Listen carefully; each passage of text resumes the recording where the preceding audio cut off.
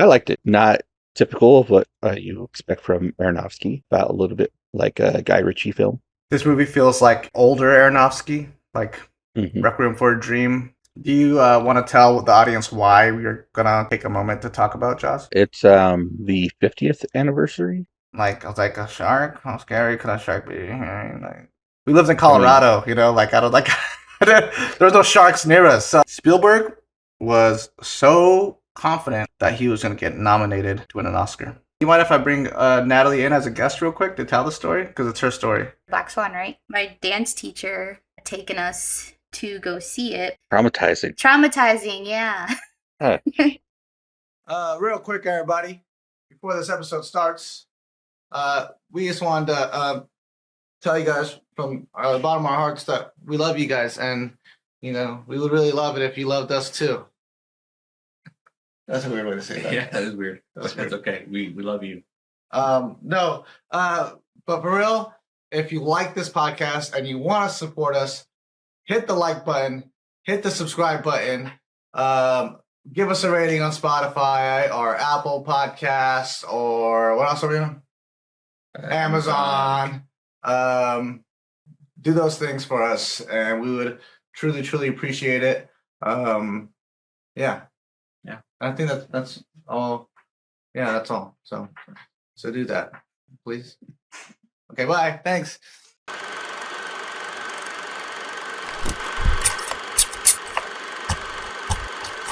Cinema Rolls Podcast.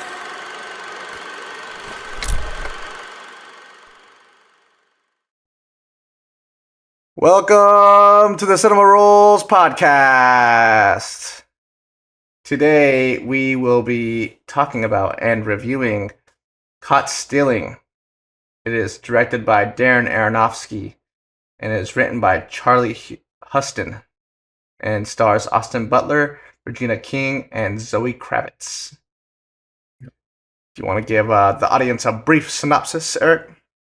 Yeah, so it's about a ex-high school football star, or not football, baseball star. And he's living in New York. His neighbor asked him to watch his cat while he's downtown, and then basically chaos ensues. People come looking for him, and yeah. Yep. I'll give my review. I liked it. It was enjoyable. It was fun. Not typical of what you expect from Aronofsky. About a little bit like a Guy Ritchie film, but it was good. Cast did great. Austin Butler always does good. Zoe Kravitz. Loved D'Onofrio and Lee Schreiber as the Hebrews. Yes. The They're Hasidic awesome. Jews, right? Hasidic Yeah. Jews. Yeah. Yep. Great casting, yo. Yeah. Everyone did great. Even Bad Bunny, right? That was Bad Bunny. Yeah, it's Bad Bunny. Yo. Yeah. They all did good. It was a good movie. It was fun. A lot of fun action, and it's a decent story. It's based off a book, which I hadn't heard of before, but you might have to check it out. Mm. I liked it. I thought it was a good watch. Yep. Agreed. Yeah, I really like this movie as well. I like Darren Aronofsky as a filmmaker. I feel like most of his movies I watch and I enjoy. This movie feels like in like older Aronofsky, like Mhm. Requiem for a Dream type of Aronofsky mixed with a little bit of Guy Ritchie type of elements and story.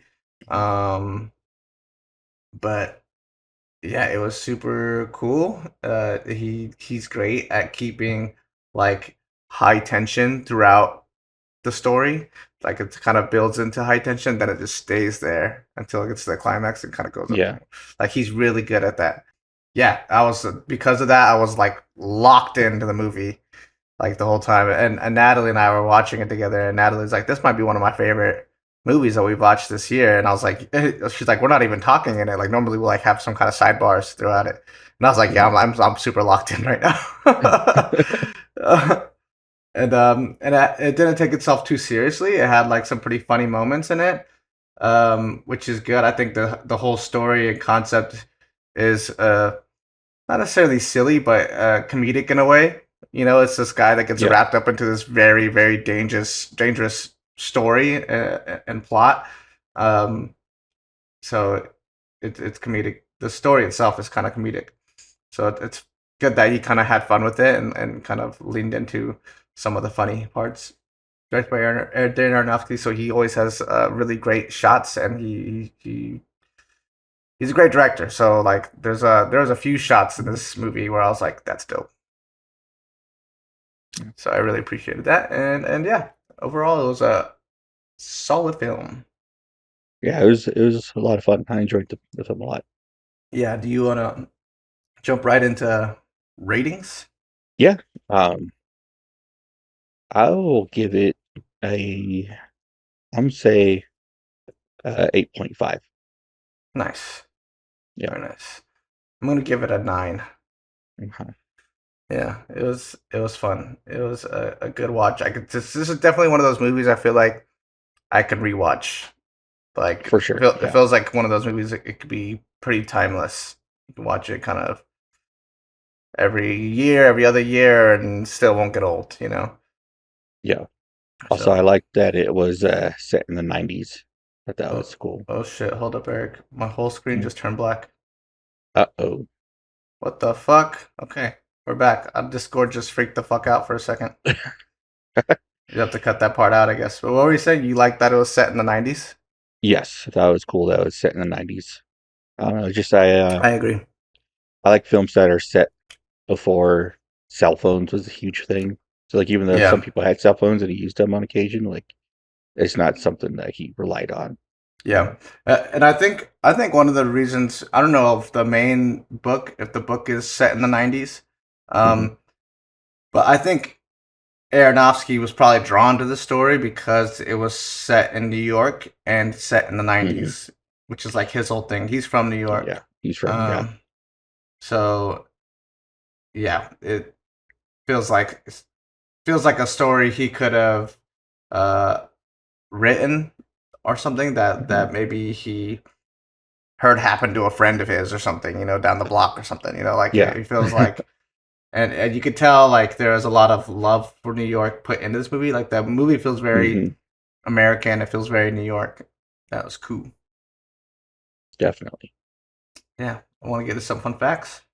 Or do you have anything else you want to say before we Sure. get into fun facts? No, I don't have anything else to say. I just want to have a lot of fun facts. I just know the author for the book, he also wrote the script. Oh, really? That's Charlie Huston. Yes, I think so. Oh, cool. That's cool. Well, that's actually interesting because we're gonna talk later about Jaws, hmm and the writer of the book actually wrote the script for Jaws too. Nice. So yeah, kind of interesting parallel there. I looked up a couple things. So it's not a ton of stuff, but it's some stuff. One of my favorite shots in the movie is when the drone shot that's like going through the buildings. It was shown in the preview too. Yeah. But that shot was so cool, yo. And then there's It was. another drone shot where it's going through that big art piece. I'm sure people from New York know what the fuck it's called, but I don't know what it is. But it's like a big metal globe, and there's a drone that goes right through it. Oh yeah. That shot was cool as fuck too. So I yeah, think that was what was it? The Walt Disney took It's a Small World there oh really? back in whatever, and it's also part of Iron Man 2, right? Yeah. I forget what that thing was was called, but I think that's when that was installed. I'm not sure. I'm not from New York, but I think that's Okay. around the same area. Yeah, that makes sense. Yeah, that was, the drone shots were really cool in this movie. And the reason why I liked them so much, because drone shots aren't like a new thing, right? No. But normally drone shots are like just like overhead, like trying to kind of mimic that helicopter shot in The Shining. Yeah. That's usually what drones are used for nowadays. But Aronofsky took it and kind of made it feel new by kind of moving it the way he was moving it. And I like Moving it that. in ways that only drones can really move. Yeah. Yeah. Because that drone shot that was going through that art piece. Mm-hmm. For a second, I was like, okay, normally this would be done from like if without a drone, or it'd be done from a helicopter shot, and then it would be all CGI from there, right? Yeah. David Fincher actually likes to move the camera in really weird ways like that, and it's always CGI. Like there's a fuck, I'm gonna forget what movie it is. Let me look it up real quick. But he does it in Fight Club too a little bit, but he'll move the camera in a really weird way, and it'll like go through walls and shit. Yeah. And it's all CGI. It's all just 3D models and stuff of the set. You might know what the movie's called, Eric. It's like a I think it's called Safe House, actually. I haven't seen Safe House. I think that's what it's called. I hate that fucking IMDb. For some reason, there's like a bitch to navigate. You think it'd be super user friendly, but it's like you would think so. They just have too much going on sometimes. Yeah. Here's better. Zodiac. Panic Room. That's what it's called. It's called Panic Room, not Safe House. There's a shot in that movie where it goes from the upstairs to the downstairs, and it's all CGI. So normally that's how you would do that kind of shot, but now with drones, Aronofsky took it and just flew it right through. The movie opens with one of those shots, right? Because it's on the home base, and then it pulls back to reveal the whole field and the game's being played. Yeah. Yeah. Yeah, so he really utilized the drones this time around, which was fun. I liked it. Yeah. Also, too, before... Oh, sorry, go ahead. You go ahead. Okay, I was just going to say, before we get into the other fun facts, I was going to say, I really liked that the movie was pretty much about him running from his trauma. Yes. There's a scene where he's sitting down with Zoe Kravitz after he comes back home from the hospital, and she gives him like a whole speech about how he needs to be put together. He needs to be with the guy who's... She says something along the lines of she needs to be with the guy who's not like running away from his fears or something like that. Yeah. And that sums up the entire movie. Like he's just been running from this crazy, terrible accident that happened to him in high school, and he's just never recovered from it because he's just been running from it. And then now he's forced into this crazy external problem that's causing more trauma to him, to be quite honest, and not helping with his current trauma, but it forces him to face his current trauma like head on, and kind of how he gets over it. Granted, it's not the best way to get over your trauma with more trauma, but it works in this case. Yeah, Brandon actually pointed out to me concerning that is how he's so obsessed with baseball and the Giants. Mm-hmm. And after like everything that happens, like he's always asking how the Giants are doing, right? And then he finally gets away from everything, and the game's on, and he turns it off. Yeah. So like he's and baseball is like tied to the accident and to his past. Yeah. So it's him finally, letting go. Yeah. Yeah. And at the end too, like he has to kind of create this new identity for himself, which he kind of takes his friend's identity, which is kind of like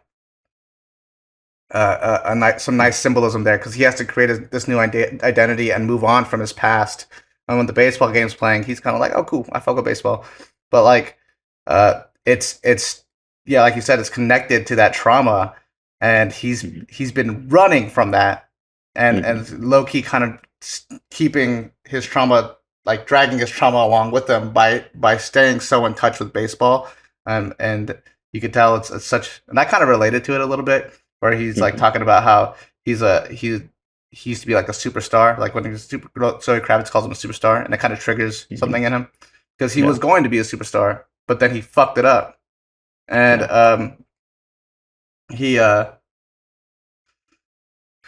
and so that whole scene where he finally turns off the TV, which I like that shot a lot too, where he turns off the TV and then you see the reflection sitting there. He's finally like, you know what, that doesn't need to be my identity anymore. Baseball doesn't need to identify who I am anymore, and he lets it go. Yeah, which is cool. It is cool. Going back to fun facts, I like that the Hebrews say that he'll drive for him on the Sabbath. Oh yeah, because according to Jewish law, especially like those types, they very serious, about their traditions. So a lot of them will use a Gentile, non-Jewish person to do things for them during that day that they can't do. So one thing that they can't do, which is probably why they can't drive a car, is start a fire. Or so to them, so like they can't take it so start the ignition, seriously. I guess. Yeah, so they take it so seriously that they can't even turn on a light because it's that reaction. So yeah, so they will have like someone do it for them. Interesting. Yeah, and they like some of them like try to work like make things around it, but like it's also like not okay to do that. So depending on how like serious you are in the faith, like you either don't or you do, but like you're like whatever, it's okay. Right. So yeah, I thought it was cool that they like were like, oh yeah, he'll drive. But I thought it was interesting because yet they're making him drive on the Sabbath, but the one in the back seat was ready to like pull his gun and shoot him. I'm like, isn't that the same, thing? Like you shouldn't be able to use a gun because that's also gonna like Right. I mean, yeah, I think the fact that they're like doing some mafia shit and like assassinating motherfuckers, I think they're not the greatest of people. Yeah. Yeah. But they did take their faith seriously. So. Yeah. Another thing I liked about it is how everything kind of tied in with itself. I love and then it just feels like it's good writing, because like for example, when he needs to escape the car, he takes out the cigarette lighter. Which do cars even have that anymore? Not really, no. I think my car. No, I don't think my car has it. No, never mind. But anyways, he takes out the car lighter to get himself freed from the car, which then later the dude in the passenger seat's like, "Hey, what happened to the lighter?" And then he's like, "Oh, I got you, I'll light it for you," kind of thing, right? Yeah. And then he pulls out that lighter that belonged to his girlfriend, right? And that's how he figures out that they're the ones that killed her. But had he not escaped the car like that, there would be for no reason for the gun lighter to get pulled out, Right. So like that's just good writing, Yeah, and I was with him and his friend who thought it was the lady cop that killed her because of how she killed that other guy, Bad Bunny. Yeah, and like that's exactly how the girl got. Like we don't see it, but you see the after effect. Yeah, and so like that was my first instinct too. It's like, oh, when I saw her do that, it's like, oh, she did it. I thought so too. Yeah, and then she was trying to say that it was them, like it was the Jewish dudes. Yeah, the monsters. She was trying to blame it on them, but I thought that was her trying to divert the fact that she did it. Yeah. So it was a good little plot twist, and it's not like, see, that's the kind of shit I like. You know what I mean? It's not like an M. Night Shyamalan plot twist, blow your fucking mind, Sixth Sense, he's actually dead, right? Yeah. Spoiler alert. But like it's subtle, but it's effective. Yeah. I like that shit. That's good writing. Yeah, going into it, I honestly did not expect his girlfriend to die. So that was crazy, huh? It was. I mean, it's sad. It sucks to happen, but it was kind of like a nice surprise. Like I wasn't expecting that. Yeah, that shit was insane. Me and Natalie both gasped at that Nice. part. Um, Speaking of that, in one of the interviews, Aronofsky said that um, he was talking shit about people on TikTok. He was saying that like people, with movies, they're with a really really good movie, you could tell exactly where you're at when you watched it, uh, where or like what theater it was in, how old you were, whatever. You could give them specifics about this amazing film you watched way back when. But he's like, I've never seen anybody come out of a 2 hour TikTok binge and have that same experience, you know. Um, but he was saying that like, he feels like this movie needs to get seen in theaters because it's meant to kind of be interactive with the audience. He wants people to gasp out loud. He wants people to laugh out loud at the certain moments and do it within an audience, which is cool. Mhm. Um. Anyways, more fun facts. Um. Did I already say this? The drone shots needed some digital assistance. You didn't say that they needed digital assistance now. Okay, so the drone shots, they needed digital assistance. Not necessarily like a ton, but just to like paint out some stuff, to make it look more like it was 1990s New York. Okay. So like some cell phone towers, telephone wires, um, and the graffiti is Oh, all yeah. the graffiti is added digitally because now it's a little bit more cleaned up in New York. Mhm. Supposedly, I've never been there. To be quite honest. But he said in the interview, Aronofsky said in the interview that New York's cleaned up the graffiti a bit more, so they added some more graffiti digital. Yeah, and also it could be the neighborhood because it's I want to say the Lower East Side, Mm-hmm. and I know a lot's happened in New York obviously since then. So like uh, rougher neighborhood may have been gentrified in some way because I know that's what happened with Hell's Kitchen. Yeah, And Daredevil, like they said that Hell's Kitchen is actually a pretty decent place to live now, but like in the comics, it's not. And so to make the show, like they had to make Hell's Kitchen seem like it's not as great as it actually is. that makes sense. Yeah, another thing is the guy that played the one of the Russian dudes, the short Russian guy. The short guy, yeah. Yeah, his name is Nikita Kukushkin. Um, Mhm. and Darren Aronofsky actually discovered him while he was in Russia. He was in Moscow for a film festival, and he went to this like Russian theater. I'm not sure if there was a play going on, or if it was a movie. He didn't really say what it was, but he did say Nikita was starring in it, whatever it was. Mhm. Um, Okay. and he just saw like how talented he was and how passionate he was about acting, and I'm not sure like when the timeline is, but some time later when he was making this movie and trying to figure out who he should cast for these people, these characters, he thought of Nikita, and so he Mm. asked him to do this part, and he said that he loves him a lot because he's just so crazy and passionate about acting that he could see that his career is gonna hopefully skyrocket from this, and he's just gonna have more and more work coming from him. I mean, you could Uh, definitely tell his scenes. yeah, he steals the show. He's pretty good. Yeah. Um, Yeah. and that part where he hits Austin Butler with his head, Yeah. that was actually his idea. He told Darren Aronofsky, he's like, what if and Aronofsky was looking at him like, what the fuck? And then the stunt crew behind them were like, no, that's not a good idea. Let's not have him do that. But then Aronofsky was like, yeah, sure, like let's see like how it works, you know.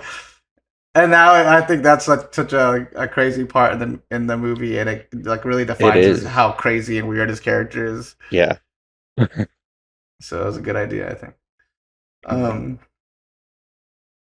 and then Austin Butler, being the physical prowess that he is, did a lot of his own stunts for the movie. Nice. Yeah. Yep. A lot of running and sliding. Yeah, the Hitting sliding, the baseballs. jumping over things, that part where he's hanging from the building. Yeah. He did it. Cool. How dare he be that good looking and physically gifted, you know? Do you have any movie suggestions for this film here, Eric? um, I would say The Gentleman, right? Nice. Yeah. It's a good one. That was a good one. That's one of the ones I thought of Um, too, but I was like, no, let me pick a different and Rock and Roller, both Guy Ritchie movies, but one. Rock and Roller. similar. Yeah. Rock and Roller is a good one too. For me, I would recommend Requiem for a Dream. This was the first Aronofsky movie I saw. It blew my fucking mind. It's not as happy-go-lucky as Caught Stealing. It's actually the quite opposite. It's like one of those movies where it just gets sadder and sadder, like, and it never, there's no hope, you know, like Yeah. it just spirals into depression. But it's shot so well. Like, this was the first movie I was like, holy shit, they can make movies like this. Like, it was insane. Like, I love this movie. And then the score for it is just iconic. Um, I think actually what's funny is for my history class one time, I had to do like some kind of like story about Caesar being betrayed by Brutus or something. And Mhm. I actually recorded like a video. I wish I knew where it was. I doubt I could recover it. It's probably in some old laptop somewhere. But I had Tony pretending to like stab me with a knife, right? Yeah. And I like fell on our doorstep like dead. And the the score I had for it was from this movie, Requiem for a Dream. Nice.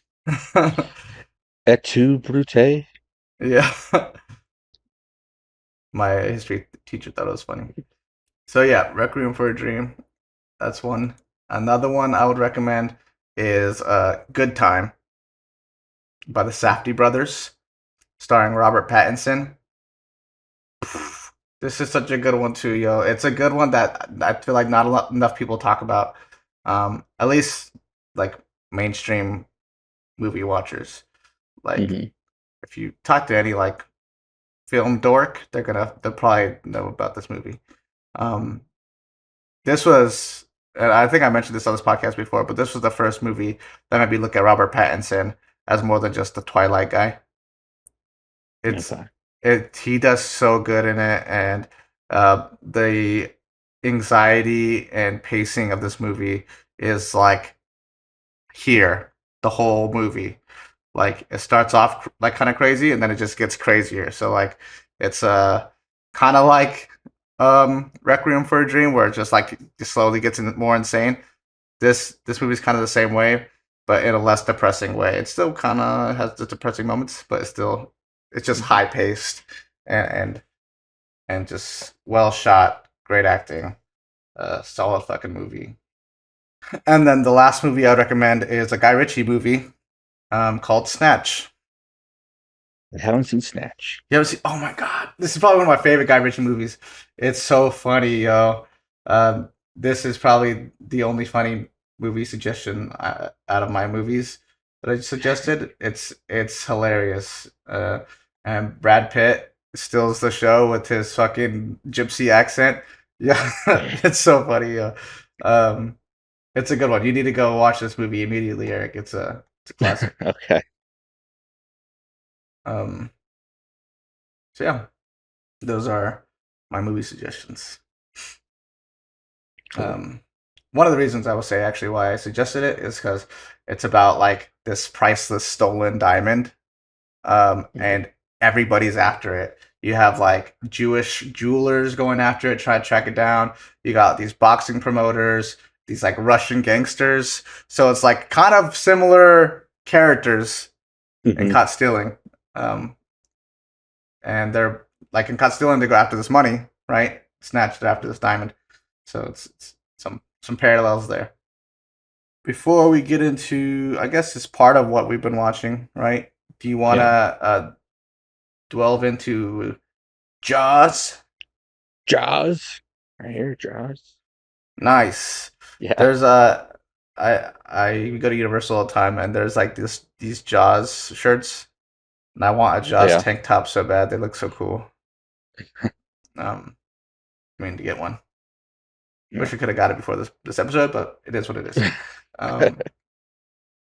Do you want to tell the audience why we're gonna take a moment to talk about Jaws? Yeah, it's the 50th anniversary of Jaws, and it's classic. It's Steven Spielberg, and it's considered the first blockbuster.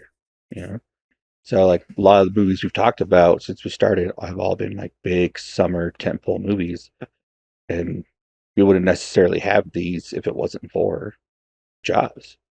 Yeah, and it's re-released. I don't know if you mentioned that, but it's been re-released in theaters. Yeah, in theaters. Yeah, There you this have it. weekend, which And I you know just sorry, go ahead. I was just gonna say this won't be out before the weekend, but Yeah, the movie will still probably be in theaters, so go see it. yeah, true. Yeah, you just got done watching it, right, Eric? Yes. Yeah, so I wanted to see it in IMAX, but the times weren't going to work out. And so I settled for 3D at the theater that's closest to me. And then my one friend that was going to go with me bailed. Wow. So, F you, Brandon. No, I know you're Was it tired. Brandon? Yeah, it was Brandon.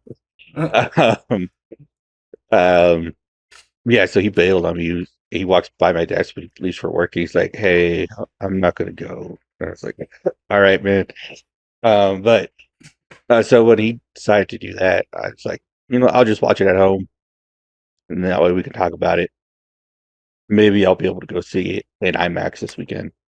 So I think that would be cool. That would be cool. But no, it's a good movie. I've only seen it now 2 times. It's only my second time watching it, and I only watched Jaws for the first time. Like 2, maybe 3 years ago. Okay. Honestly, But same. I think. yeah. I think the first time I watched it was watched it all the way through. Anyways, was like about 3 years ago. Yeah. But it's a good movie. It has great suspense. Acting's good. The animatronics for how much of an issue it caused them while filming. Like it's pretty terrifying. So Yeah.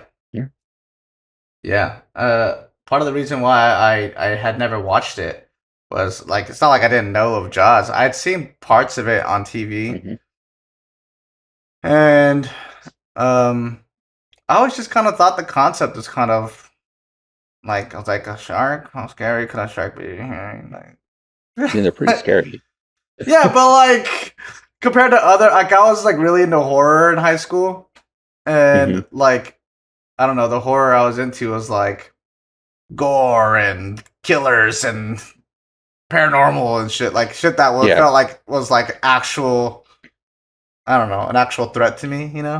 We lived in Colorado, like I don't like there was no sharks near us, so I was like, I guess sharks didn't. I wasn't no really sharks, but there are some pretty terrible people that go around shooting people. So, jeez, yeah, I don't know what's going on. What's in the air over there, Eric? Why are people shooting people so much in Colorado? I don't know, man. I wish it wasn't the case. Yeah, but it's unfortunate. But that is a real life thing that is terrifying that we have to deal with pretty much anywhere, not just Colorado. But sharks, there's not going to be a shark at the lake that I go to. Yeah. So I guess growing up, for some reason the concept just didn't seem like appealing to me, And as I got older, I was like, I'm gonna have to watch it. Like it's a classic movie. It's iconic. It's the first ever blockbuster. People went fucking wild for it when it first came out. I was like, I gotta check it out. So I watched it for the first time like 3 years ago, at least all the way through for the first time 3 years ago. And I was like, I get it. It's a good movie. Yeah. I very quickly put together some fun facts about it. If you wanna hear it, Eric. Yeah. You mentioned the shark having a lot of technical difficulties. hmm Bruce, So that's his name. yeah, Bruce is his name. There's multiple, but they're all called Bruce. Which is why the shark in Finding Nemo is named It's called Bruce. Bruce. Yep, that's true. That's true. Yeah. But because of the technical difficulties with the shark, we actually saw less of the shark in the movie. Mhm. So like the shark's technical difficulties, it created it actually made the shoot take way longer than it was supposed to. It took like like over like 100 days or something like that. Yeah. They were filming for a really long time, and people were getting kind of pissed. And because of all the technical difficulties, the crew actually gave the movie a nickname, and they called it Flaws instead of Jaws because of all the fucking difficulties they were having. Some of the actors were getting kind of pissed because they're there for so long. They're like in Martha's Vineyard for way longer than they wanted to be. That's where the movie was shot, in Martha's Vineyard. It's like just south of Cape Cod in Massachusetts. Mm-hmm. I feel like I have a hard time saying Massachusetts. I could never say that state. Yeah, Massachusetts. but I don't think I even said it right. I always think of Fry in Futurama when he reads it, but like it's the old school like writing of it, so the S's are like F's. It's like, what's Massachusetts? Massachusetts. That's funny. But yeah, every time I say it, I just say Massachusetts because like that's what it looks like to me. So yeah, the people were getting pissed about being there for a super long time, and yeah, the shark was a bitch, and we saw less of him because he was a bitch. The part in the beginning where the girl gets got, she's like swimming. She's swimming naked, right, in the ocean. I think so. They were like skinny dipping, right? Yeah. Which, by the way, this movie's PG. I never understood how, like, back in the day, some, like, nudity got put into movies and it was just PG. Yeah. You just need a parent there to say, hey, close your eyes. Yeah. Parental guidance. Like, 16 Candles, I think, is PG. And there's full-on shower titty shot of the blonde chick showering in the locker room. And, what's her face? The main character in the movie, the redhead chick. For some reason, I forgetting her name right now. I want to call her Claire because of Breakfast Club, but yeah. Molly Ringwald. Jesus Christ, I don't know why I forgot that. Yeah. Molly Ringwald's like literally like looking at her taking a shower, and she's like my God, like kind of like why? How does she look like that? She's in high school. Which is also weird. There's a whole nudity shot of a girl who's supposed to be in high school, and it's PG. Like, how does that work? I don't know. The rating system was weird yet back in the day. It's the human body, Josh. It's natural. There's nothing wrong with it. People just like seeing titties. They wanted an excuse to, that's what it is. They needed to introduce kids to it early. I know exactly. All these filmmakers are perverts. That's what it was. But anyways, she's swimming in the ocean naked, and she gets pulled down by the shark, but you don't see the shark.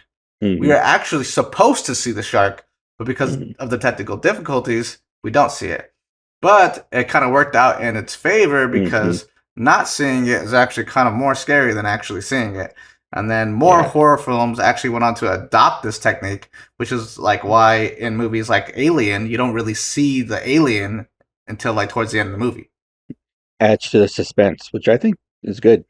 Yeah, I agree. I like it.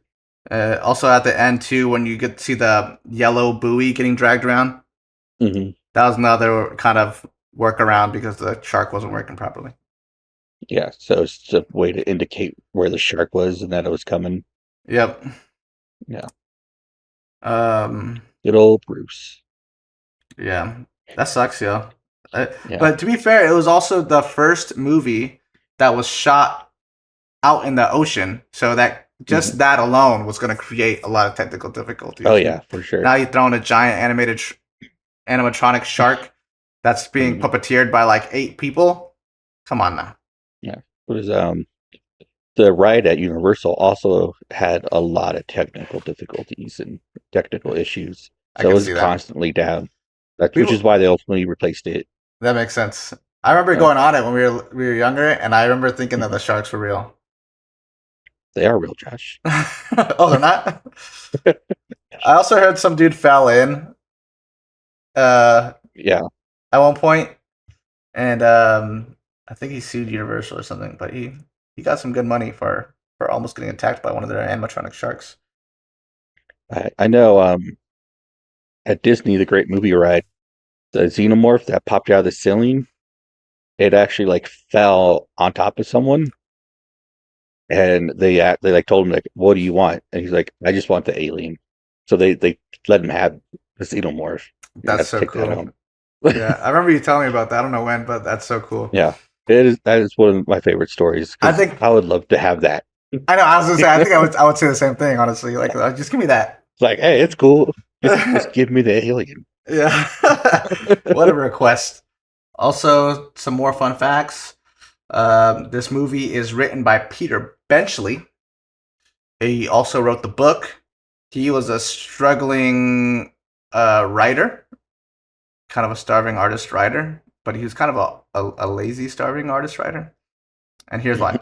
So he went to a publisher with a few different ideas for a book.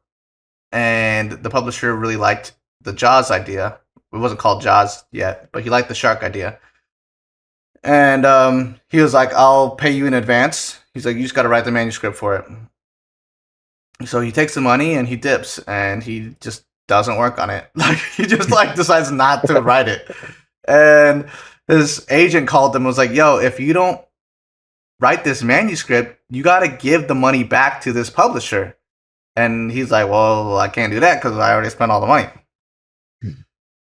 So then he just got to work and just wrote this book like really quick to give it back to the publisher. Publisher read it, didn't like it, was like, it's too comical, but he liked the first few pages, and he was like, just keep the same tone throughout the entire story and you're good. And so he did, and then he gave it back, and then they tried to come up with a name, and they came up with like a few different names. One of them had like Leviathan in the title.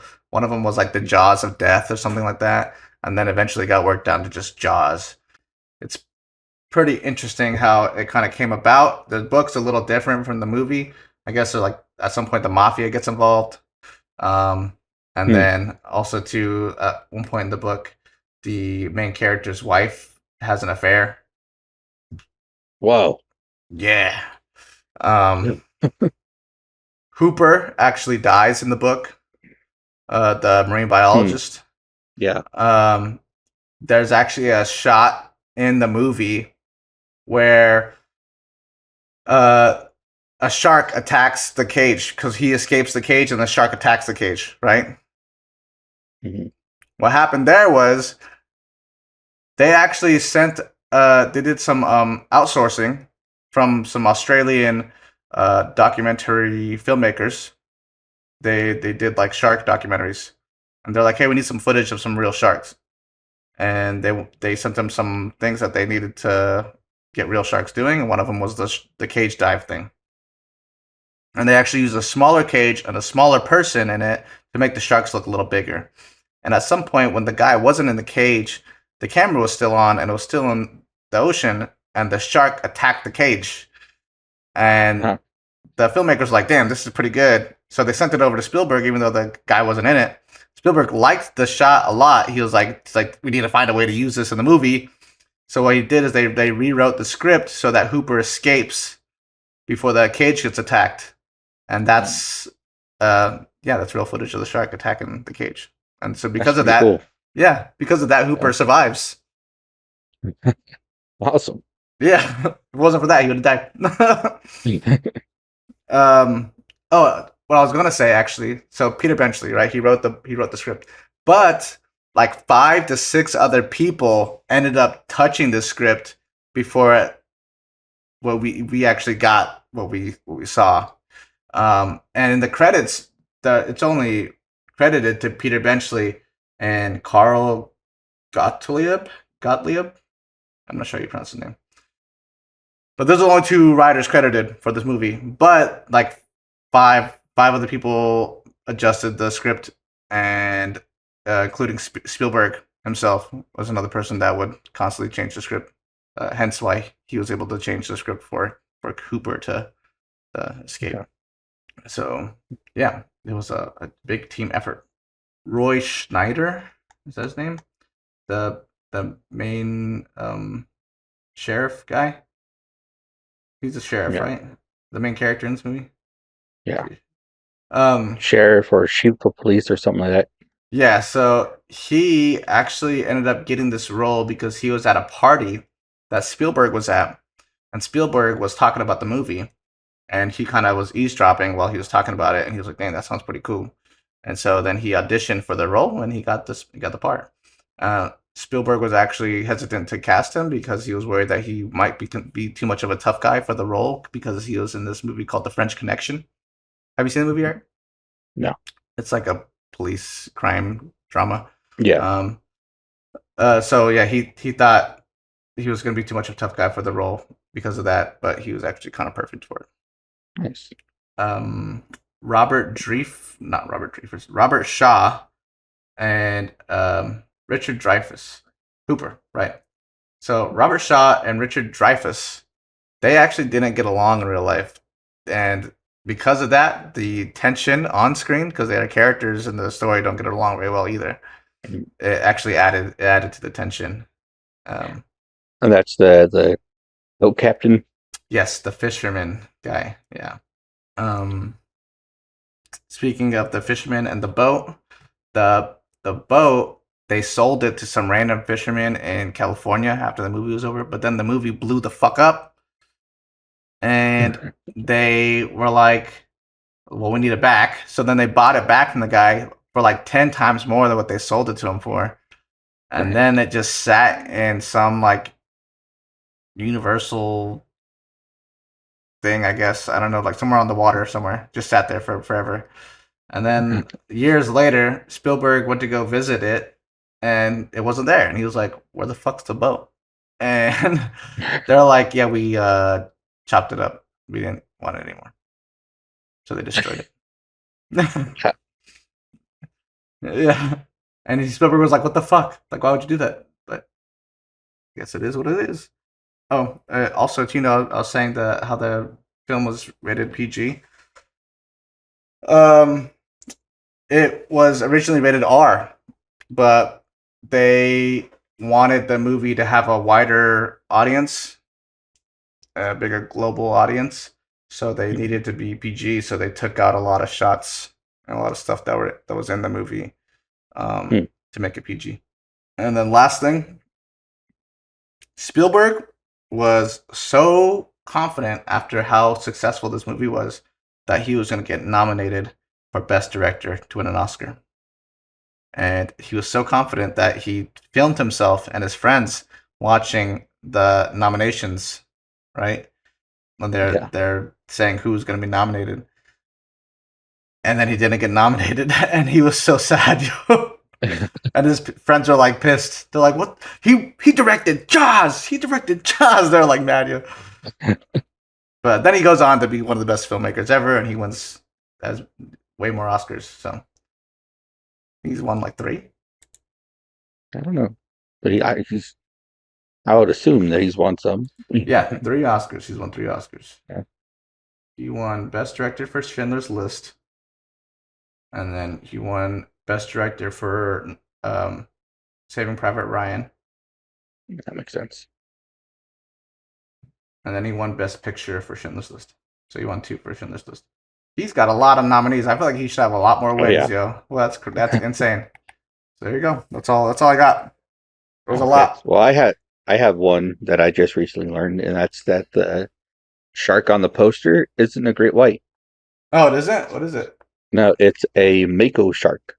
What the fuck is that? It's a very much smaller shark than a great white. But Interesting. forget the person who did the poster art. He went to the American Museum of Natural History. They had some like sharks that were in like formaldehyde or whatever, and he took a picture of that, and that was Oh, no way. what they used. Yeah, That's funny. Yeah, so there's that. It's an And iconic also poster. the scene, the conversation with Hooper and boat captain, his When they're name, on the boat, Quint, right? Yeah, when they're on the boat and they're all drunk and they're that's comparing my favorite scars. scene. I love that scene. Kevin Smith pays homage to that scene with his scene in Chasing Amy when Brody, right? Or is it Banky? Uh, Banky, right? Banky, yeah. I want to say Yeah. Banksy, but that's a street artist. Banky and Alyssa are comparing their scars from when Oh, they were going right. down on different girls. Yeah. That's a good scene, too, yeah. Yeah. That's funny. I Yeah. could see that. Makes sense. I never noticed that before. Makes sense. Yeah. Kevin Smith's a big Jaws fan. That's why he has characters named Quint and Brody in his movies. Makes sense. Cool. There's Jaws. You got anything else to say about Jaws here before we move on? Nope, that's all I have to say about Jaws. All right. Peace out, Jaws. Nice knowing you. I'm gonna stay over here in the mountains where it's safe from sharks. Yeah. Yeah. Sharks are pretty scary. I went cage diving once in Hawaii. I remember. Mom was actually surprisingly super into it. I thought Really? Mom can't even swim, but she was about it, yo. Got that adrenaline rush. Yeah, it was cool. It was really cool. It's a good experience. What's next? Final thoughts? Are we on final thoughts? Or what we've been Yeah, if watching? you want to skip what we've been watching. Yeah. Then how deep are we? We're an hour. We're an hour in. I think we have some time to go on to what we've been watching. If you want to go on. All right. Yeah, Love I it. can. I watched quite a bit this week. A lot of old stuff, but still. So last weekend I basically had a Aronofsky weekend. I saw Got Still In on Saturday, Oh no way. Okay. and then I saw Black Swan Oh, that's Sunday. right. Yeah. Which That's right. I left the posters in my car, but they gave me a poster that's double sided. So one side is her as the black swan, and the other side is her as the white one. And Nice. so they gave me two, so I could have one of each. Um, but yeah, no, I haven't seen Black Swan since it was like first released, and I didn't see it in theaters. I rented it, so it's been a while since I've seen that movie. It's really good. It's really cool to see in theaters and in IMAX. Very trippy movie. funny story. Yeah. Actually, you mind if I bring Natalie in as a guest real quick to tell the story because it's her story. Sure. Okay, I'll be right back. That dude. Hey, Natalie. Just give it a little bit so you can. Here What's you that have a look at? story. So I have a story about, you said for Black Swan, right? Yeah. Oh yeah.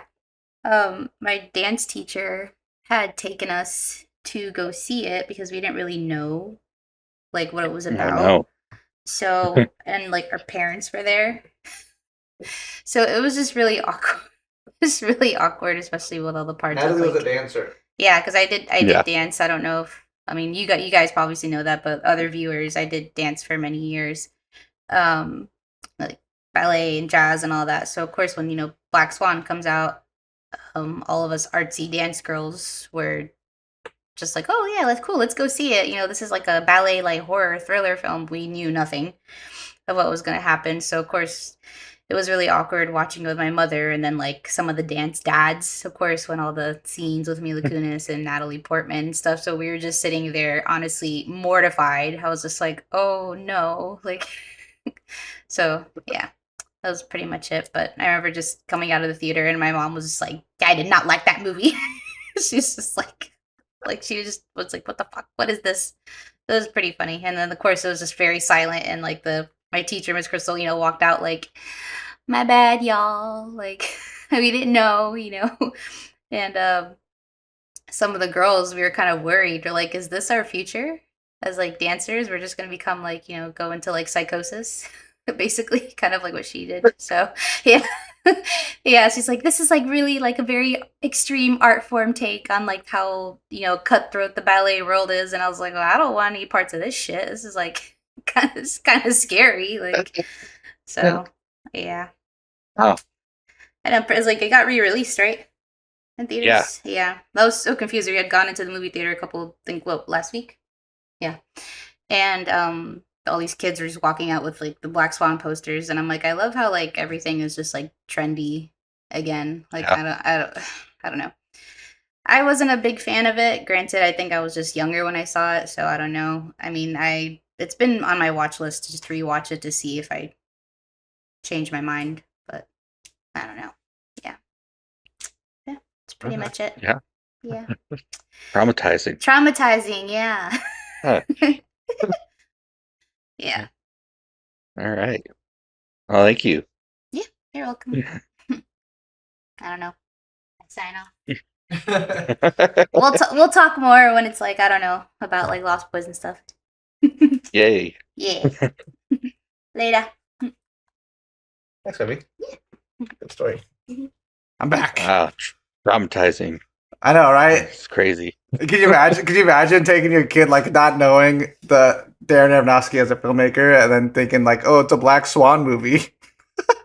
Yeah. That's so crazy. That's great. I do have a similar story. Of me seeing a movie with mom. You ever see that movie, The Invention of Lying? The It's Invention Ricky of Lying. Gervais. No. Yeah. Ricky So he, like, Gervais is a lives- crazy guy, though. I could see it being Yeah. crazy. So they're like in an alternate reality where people can't lie. Like they don't understand the concept of lying. So everyone's just super honest. And so he goes to pick up this girl for a date. That's right as soon as the movie starts. Like that's what it is. He goes to pick up this girl on a date. It's Jennifer Garner. And he like lets her know, like, hey, I'm here, whatever. And she's like, okay, I'll be right down. I'm just masturbating. How old were you? This came out what? I mean, I worked at the 2009? theater, so I was Okay. an adult. Yeah, Okay. I would have been 20. Still, saying that with your mom is kind of. I was like, What a- whoa. How did mom react? She laugh? I mean, that part was a little bit like, awkward, but as the movie went on, it wasn't as bad. So, and she Okay. liked the movie. It's a good movie. That's Yeah. funny. I remember you telling me that when you took Dad to go see Pineapple Express, and how he was cracking up the whole movie, and after he got out, he was like, "I don't like it." Yeah, he's funny. He did the same thing with Superbad. They were wrapping presents for Christmas, so like everyone was asleep. I put that movie on for him. Like, this movie's hilarious. I'm not going to watch it with you. So I came downstairs, and I just hear him laughing the whole night. He's just cracking up. And then the next day I asked him, and he was like, nah, I didn't like that movie. I was like, okay. Okay. I think he feels obligated to tell you that because it's inappropriate, but really, he loved it. Yeah. Yeah. Saw Black Swan. It was cool to see.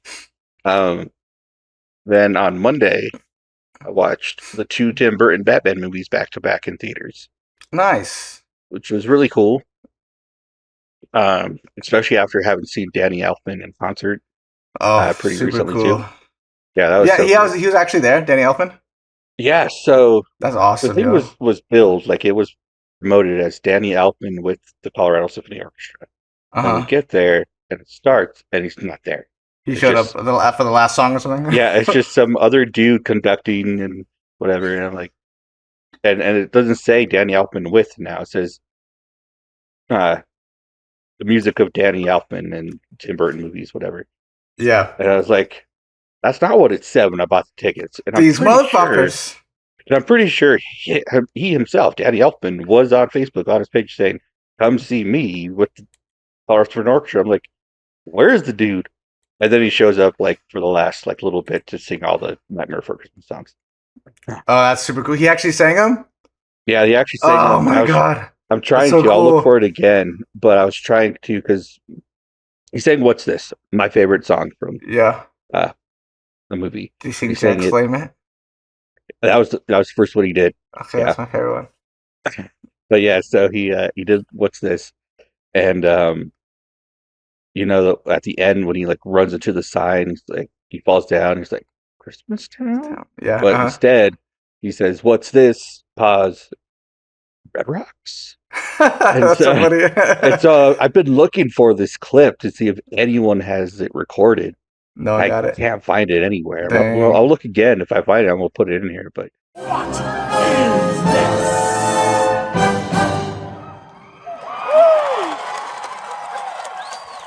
That rocks. That's funny. that was cool. But yeah, so Danny Elfman's music's great, and I had only really seen the first Batman movie like all the way through once before. Like I'm sure I saw Oh, it when I really? was very young, yeah, but I never remembered it. And we didn't own the first one; we had the Yeah, second one we on watched the other VHS. ones way more. Yeah. Yeah, so I watched Returns. I don't know how many times when I We was a had it on kid. I watched it so VHS, much, no? and probably wasn't the best movie for kids. It's actually kind of scary the way it starts, but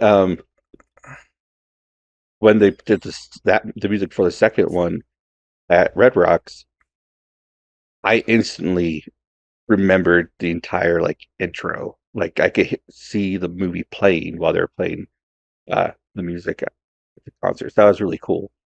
It's funny. But yeah, seeing the movies on the big screen uh, was awesome. I loved it because I didn't get a chance to when I was a kid. First movie came out the year I was born, uh, Yeah. so that was really cool. That's dope. Still, Returns is probably my favorite Batman movie. I Yeah. love that movie. It Yeah. didn't make a whole lot of sense when I was watching it as an adult. Yeah, it's kind of all over the place. Some of the things they do. Yeah. But no, that I loved it. It was so cool. Um, and then what else did I see? Um, Yeah, you've been kind of a been lot. living at the movie theater, Eric. Yeah. So those of you who know and may also be members of the AMC A list, I used up all 4 of my passes this week, and I actually bought a ticket for Jaws tonight, which I didn't go to, so I did get a refund for that. But Nice. I couldn't see Jaws for free tonight because I used up my 4 free movies for a week, which I had never done before. That's crazy. Yeah, It's so 4 that was movies. cool. 4 movies per week. So it is. Per week, Dang. $25 a month to see 4 free movies a week. You wildin'. Yeah, and an IMAX movie is like $20, so it's worth it. That's a lot. But yeah, so the other 2 movies that I watched, well, I did also watch the new episode of Alien. Same. It's good. It's so good. It's so good. I like this episode a lot. Yeah. I'm excited for it, Yes. see where it goes. Can't wait. To see her talking to the alien. Yeah. But yeah. So good. And then I watched another favorite of my childhood, which again, the second movie, the sequel, is the one I watched all the time. Didn't own the first one, Mighty Ducks. Oh, Love the nice. Mighty Ducks. I love the Mighty Ducks. I watched it because I just wanted someone to play while I was just like, I was planning to take a nap on the couch, and I did for maybe like 20 minutes. But then when I woke up, like I had no motivation to do anything. I was doing laundry. I didn't want to do it. So I just sat there and watched Mighty Ducks. Love Mighty Ducks. The second Same. one. V2 Yeah. Mighty Ducks. Those are When good they're in ones. the Junior Olympics and they introduce Luis Mendoza and Yep. the other Bash brother and Hmm. Julie the cat Gaffney. Yeah. Kenny Yeah. Wu. Yeah. Love them all. All the Olympics people. Yeah. Yeah. Good movie. So much fun. Because they're like in a tournament, right? It's like the Junior Olympics. Hmm. They play one game, and then the rest of it's just like crazy shenanigans and weird side story with Coach Bombay. Like That's you one where don't they see go any games. play like Yeah. street hockey, right? Yeah, it's when And they play he street teaches hockey. them the glove stick shirt thing. Yeah, glove stick shirt. Yeah. Yeah. Yeah. That's a And good then one. Yeah. and then Keenan Thompson joins the team with his knuckle puck. Yeah. Yeah. Yeah. Fun movie. That's such a good movie. then- Yo. And then right after that, I watched the Eminem documentary, Stans. Oh, how Paramount was Plus. that? It was good. Yeah. It was interesting. Some of those fans are, I want to watch that. Crazy. Crazy, huh? yeah. I'm a fan of people, and I thought I was a little crazy for like some people. But, People like, get these guys obsessive, take it yo. to the next level. Like Yeah. none of them are like so scary that I think they're gonna go like do something like wild, like crazy, like kill someone or something, which Like fans have done. Deer Stand. Yeah, but they're damn near close. Yeah, Yeah, it's crazy. I can't imagine what it'd be like to have people that are like so fanatic of you, like that's worship scary. you. That's Yeah, it's scary. scary. I wouldn't want that. No So way. don't do that, people watching. Yeah, I'm not that let's important. not get too famous here. Yeah, but yeah, everything I watched was cool. Like I said, it's a lot of old stuff. Um, Even the trailers that maybe because I was watching old stuff being released, it's all for new things being released. So Apollo Interesting. 13, Casper. I saw Nice. The Casper trailer. I was like, oh, this is cool. I love Casper. Maybe I'll take Lolly to go see this. And then at the end, the trailer says 30th anniversary. It's like, oh damn, 30 years? I'm old. Jesus. Yeah. Which Casper was it? Which is that the one with where they're like in Kristen and the Richie. yeah with Christina Ricci? Yeah, I like that one. I like that one a lot too. Not the straight to home video second one with Hilary Duff. Hilary Duff. Where she plays Wendy the witch. Yeah, Casper meets Wendy. I like that one. I like Kid that who one plays too. Justin's in that one too. Yeah. Yeah, yeah. Um, Loaded week of movies for me. yeah, you've been It was a watching a good time. lot. Yeah. Trying to think of what all I watched, but I can only remember of like a couple things I watched, and which I know I watched more. Anyways, I watched Kaiju number 8. It's an anime. Hmm. We watched the first season a while back. They came out with a movie, which we found out when we went to go watch it that it's just a recap of the first season, pretty much. So Why we they keep watched. doing that? I don't make money. I guess. Which Yeah, it makes which sense. which which I wonder, like, do they use a lot of the old animation, or do they have animators go in there and reanimate the whole story? Because that's kind of bullshit, yo. I'd be kind of pissed. Like if I was at I the don't know. studio and they're like, "Hey, we're gonna make it this whole season over again, but we'll have more time to do it, bigger budget," you know? I'd be like, "Bro, I don't want to do this again. Like, I just did this." Yeah, So, that's crazy. but anyways, I watched some of that, and then I watched the OVA that was at the end of it, which was really fun. And now we're gonna start the second season. And I watched another episode of Gachi Akuda, and I watched Alien Earth, and um, I watched. I think this past Sunday, I watched An American Werewolf in London. Ooh, Have you seen the movie? good one. Yeah. So it's funny. It's funny because Natalie wanted to show me this movie because I had never seen it, and she put it on for me probably like a year ago, and I fell asleep. Like like right after the first act, I fell asleep. Um, and then I was only waking up for the weird parts. I would like wake up and Nazi werewolves are in the house. I'm like, what the fuck's happening? Like, and then I fell back Yeah. asleep. Um, we finally got around to rewatching it again, and I really liked it. It was really cool. It's a good movie. Yeah, it was really good. It was the special effects I think are pretty good for its time. It's Oh yeah. 1981, and I think they had some great technical achievements in this movie. The part Mhm. where the werewolf is like walking towards the escalator, yo, and the camera's at the top of the escalator. Great shot, phenomenal shot. My favorite shot in the movie was when the guy was running through the little subway thing, and the camera was like tracking him. But I was trying to figure out if it was like on a dolly, which would be hard to do because the dolly has to have a track to run on. Yeah. So then, if depending on how far pull it back, you have the camera on the dolly, you have to now pan out the track that's in front of it. So I don't think it was a track, but it might have been someone running with the camera just really low, Hmm. or maybe somebody on like roller skates because I don't think they had steady cam back then, so it was hard to keep the camera kind of steady while running with it. So maybe on rollerblades they had it, like somebody running with the camera. I was trying to figure out how they did it, but whichever way they decided to do it, they did a great job with it, and it's my favorite shot in the movie. It's really cool.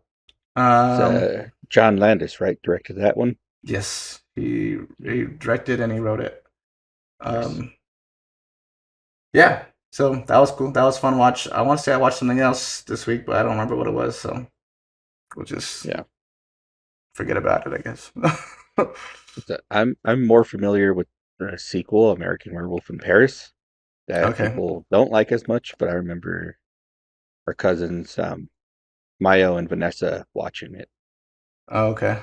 And yeah, it was made like in the 90s, Did you so it came out did, way did you later. like it though? I know you said other people don't like it. Did you like it?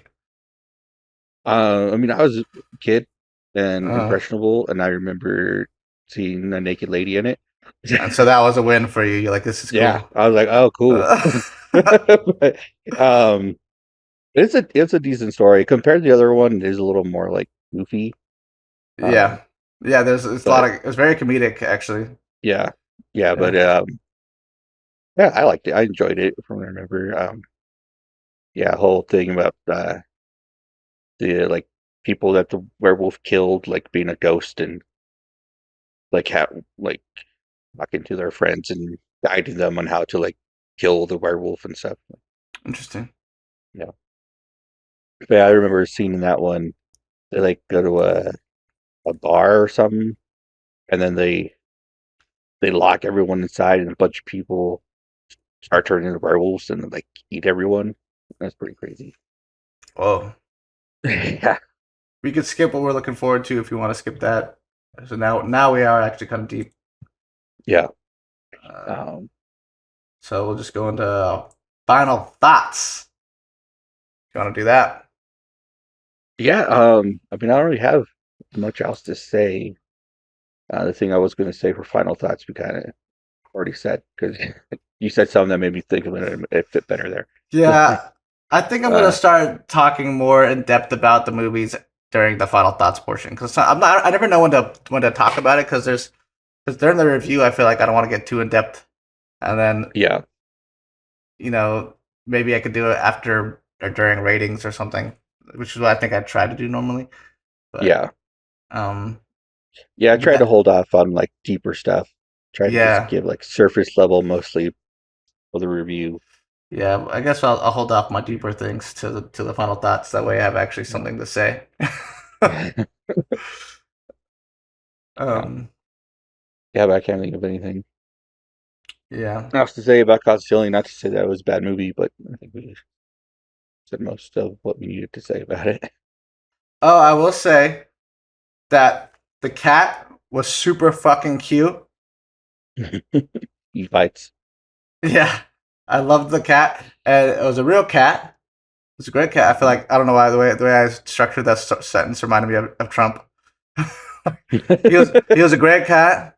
We love that cat. You know, like he Go was the eat this best. He was the best cat. Yeah. But like I guess he was a really good actor. And then Darren Mm. Aronofsky, he was talking about how when before he shot this movie, that people were like, "Yo, working with live animals, working with cats, yo, it's gonna be a bitch. Like every time you go to shoot a scene with the cat in it, it's gonna be a rough day." And he was like, "No, we'd get the shots in like the first couple takes. Like the cat would," and he's like, and the cat kind of run the whole set. Like there'd be times where the cat was like not really feeling it. We just kind of be wait for the cat to be ready. The cat would be like up and at him and like ready to go, and we would shoot the shot, and the cat would do its thing for like 2 3 shots. We get the shots in, and then it would walk off or whatever, do it, and we were done for the day. When the cat was done, we were done. That's what he said. Like, I was like, all right, that's cool, yo. What a cool cat. I didn't even know you could train a cat like that, like Yeah, you can. I mean, they're not same as dogs, right? but you can definitely get them to do some things.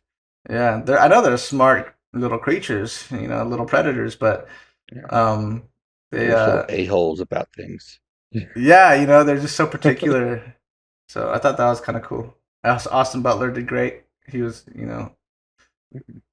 Zoe Kravitz, she when she flashed in the beginning, I was like, there's not much there to flash, I was like, but cool, I'm cool with it, like I'm not like, you know, no shame, no shame. You know what I liked was his mom. I recognized the voice when you heard her on the Yeah, I was phone, trying to figure out who she and I was was. like, Yeah. "Who is that?" And then you see her at the end, and it's Laura Dern. I was like, Yeah. "That's who it is." Like I Yep. was like, I actually like said something. I forget what I said in the theater, but like you could hear me. I was like, "Oh, it's Yeah. her." I think we didn't really make a sound, but I think Natalie and both were like, it makes sense. Like that, it would be her. Like, Yeah. The second time she showed up at the end of a movie to surprise me. She did it in freaking Jurassic Park 3. yeah, yeah, yeah, yeah. Good, solid story. Very well written. I'm curious if the book is just as well written because it's written by the same guy. Same guy. Yeah. Yeah, which I always wondered too, like being like a writer when you're writing for books, like how well that transfers to screenplays, to Yeah. screenwriting.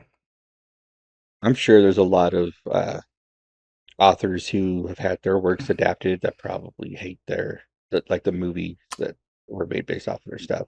Because with movies, you're so limited with time. You know what I mean? Hmm. Like with books, you could just kind of ramble like Stephen King does, you know, like just kind of go, you know, Yeah. like a word vomit. But like with movies, that they're so structured and they're so set within their acts and their time limit. At least you know most movies. There's some movies that are like 8 hours long, you know, but um, you know, they don't really make those anymore. So like no one's gonna go see that anymore. You want Especially to go spend your entire day at the theater? yeah, especially with this I TikTok mean, age, you I know. would, but As long as there was an intermission, that'd be cool. You know what I mean? Because like I gotta pee, yo. you gotta have a few movies that long. But yeah. Yeah. Well, I know you said we were going to skip what we're looking forward to, but I did want to mention this. I've been listening to the book for Project Hail Mary, Oh, nice. and it's so good. Yeah, I've been. That was one of the books I was considering getting when I first got Audible. Mhm. Um, but I ended up not getting it. Um, is it Andy Weir? Is that the writer? Andy Weir, I believe. Yeah, yeah. Same guy that did Did Martian? The Martian, yeah. Yeah, yeah. It seems cool. I didn't realize there was an alien in that story. Yeah. So they show the alien sort of in the trailer, I saw that. Yeah, I saw the trailer recently, and I was like, but "Whoa, I didn't know that there's was so an much alien." more to the alien and like stuff. And I keep asking people at work, I'm like you know this movie's coming. And they're like, yeah, it looks cool. I'm interested. Like, have you read the book? They're like, no. I'm like, dang it, I need Mm. someone who knows this book that I could talk to Mm. about things because I have questions and no one to talk to about these things. Nice. But but it's good. I like it a lot so far. I'm really excited for the movie now. Nice. Ryan Gosling, right? Is he in the movie? Yep, Yeah. Gosling. I love Ryan Gosling. Same. He's been my man crush since The Notebook. The Notebook. Ever since then, I've had a man crush on Ryan Gosling. And then he was in Right. a Place Behind the Pines, and he's all badass in that movie. I liked him in Remember the Titans Yeah, he's good at Remember the too. and Yeah, that kid in was it Goosebumps? He was in an yeah, episode of he's in the Goosebumps. episode of Goosebumps. Yeah. Yeah, yeah, Yeah. great actor that guy. Oh, yeah. Seems like a fun dude too. He does. He seems like a chill guy. Yeah, Like I yeah, yeah. I don't think I have much else to say about Caught Stealing though. And then it was cool. pretty good. I really liked it. Yeah, And it was good. and y'all should go see it in theaters. You should go see it in theaters right now. I don't think it's going to get a lot of people to go see it, which makes me kind of sad. But I know, fucking cocksuckers. Yeah. Lazy motherfuckers want to stay on their phones in bed and on the couch swiping through TikToks, meaningless social media bullshit. yeah, It's all nonsense, Eric. Nonsense, I'm telling you. nonsense. So get off the couch, get off your phone, and go Go sit on another couch in a dark theater for 2 With a hours. bigger screen. Yeah. With a better story and something with some sustenance, you know? Sustenance, some real art craft to it. Yes. Not just some people stealing someone else's hard work and dancing to it. Yeah. Yeah. Yeah. Anyways, that's all. That's been Cinema Rolls podcast. Thank you all for tuning in. Thank you all for watching. Thank you all for supporting us. If you have anything you want to talk about, our cousin Lenny reached out to us today about a movie he didn't like and wanted us to review it. You can email it to us. I'm going to start putting the email in the description because I don't think people watch this far into our shows anymore. So you can put up on screen if you want to, Eric, but I will be putting it in the description in every episode. So if you guys don't know where to email, it'll be down there. Email us your opinions, your thoughts, your ideas. Don't send me dick pics because I will send you one back, and you don't want that. So, so there you go. That was the Cinema Rolls podcast. Thank you, everybody. Thank you.